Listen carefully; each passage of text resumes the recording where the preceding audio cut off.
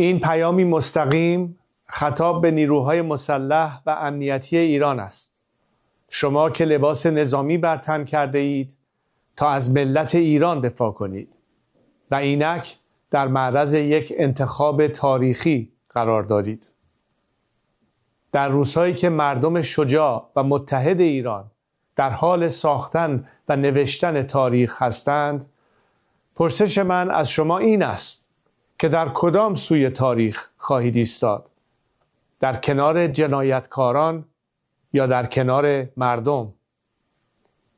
مسئله دیگر این نیست که جمهوری اسلامی، این رژیم فاسد و سرکوبگر، سقوط خواهد کرد یا نه.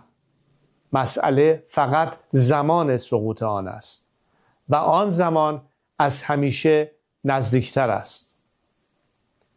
در این لحظه های سرنوشت ساز از شما انتظار دارم که به آغوش ملت بازگردید و سلاح خود را نه برای شلیک به مردم که برای حفاظت از آنها به کار گیرید.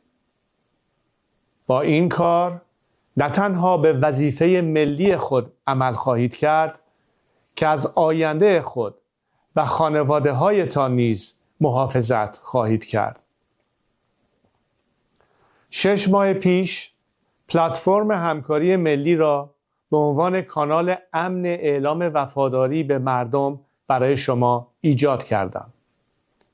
هزاران تن از شما در آن ثبت نام کردید.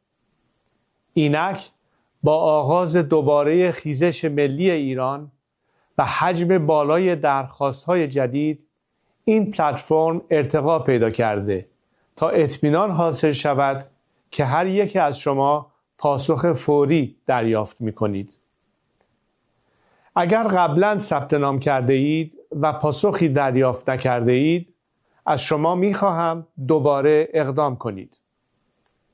در حال حاضر همچنان تنها راه امن ثبت نام اسکن کردن QR کد در زمان پخش زنده از تلویزیون ایران اینترنشنال است.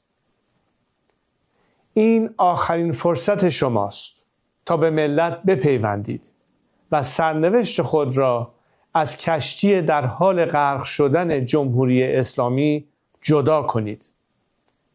سرکوبگران ملت و آنها که به سوی مردم گلوله میزنند مطمئن باشند که شناسایی و مجازات خواهند شد.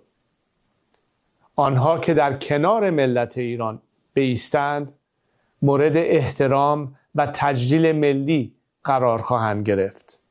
پاینده ایران.